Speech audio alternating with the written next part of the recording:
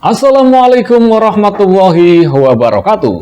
Jumpa lagi di channel Muslim Cerdas.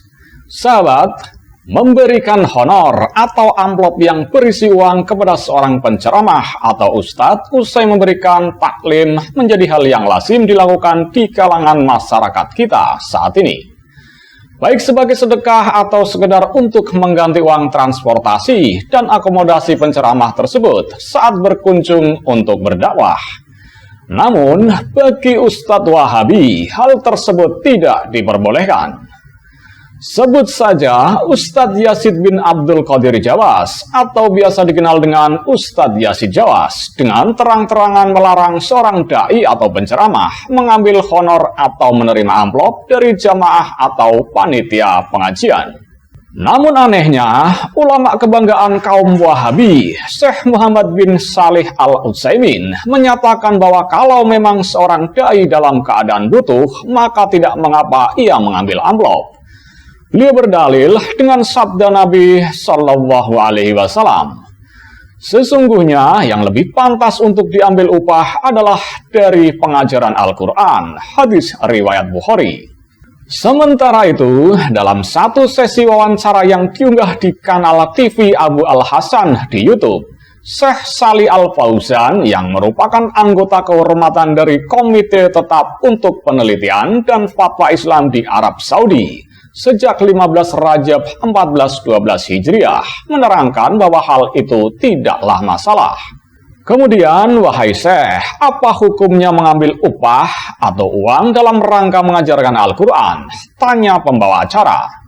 Tidak mengapa, tegas Syekh Shalih Al-Fauzan. Dikatakan Syekh Shalih, Rasulullah Shallallahu Alaihi Wasallam juga pernah menjelaskan hal itu. Rasul pernah mengatakan sesungguhnya upah paling berhak untuk kalian ambil yaitu upah mengajarkan Al-Quran. Jelasnya menerangkan sebuah hadis dari Rasulullah Shallallahu Alaihi Wasallam. Selain itu, menurut Syekh Shalih, orang yang juga boleh mengambil upah adalah orang ruqyah atau orang yang mengajar taklim. Dan juga upah ruqyah atau pengobatan syar'i bagi mereka yang biasanya terkena gangguan jin. Dan juga upah mengajar atau taklim, kata Syekh Shalih. Kenapa dibolehkan? Karena kata Syekh Shalih, hal itu adalah sarana memberi manfaat kepada manusia dalam memahami Al-Quran.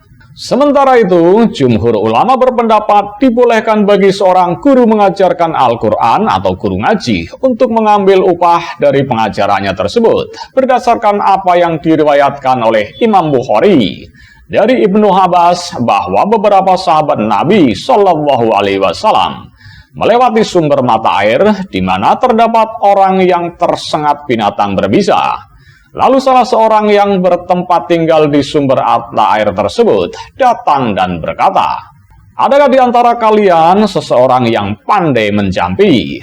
Karena di tempat tinggal dekat sumber mata air ada seorang yang tersengat binatang berbisa. Lalu salah seorang sahabat Nabi pergi ke tempat tersebut dan membacakan Al-Fatihah dengan upah seekor kambing. Ternyata orang yang tersengat tadi sembuh, maka sahabat tersebut membawa kambing itu kepada teman-temannya. Namun teman-temannya tidak suka dengan hal itu. Mereka berkata, kamu mengambil upah atas kitabullah. Setelah mereka tiba di Madinah, mereka berkata, wahai Rasulullah, ia ini mengambil upah atas kitabullah. Maka Rasulullah Shallallahu Alaihi Wasallam bersabda, sesungguhnya upah yang paling berhak kalian ambil adalah upah karena mengajarkan kitabullah. Hal itu juga diperkuat bahwa Rasulullah Shallallahu Alaihi Wasallam pernah memerintahkan seorang laki-laki untuk mengajarkan istrinya Al-Quran sebagai mahar baginya.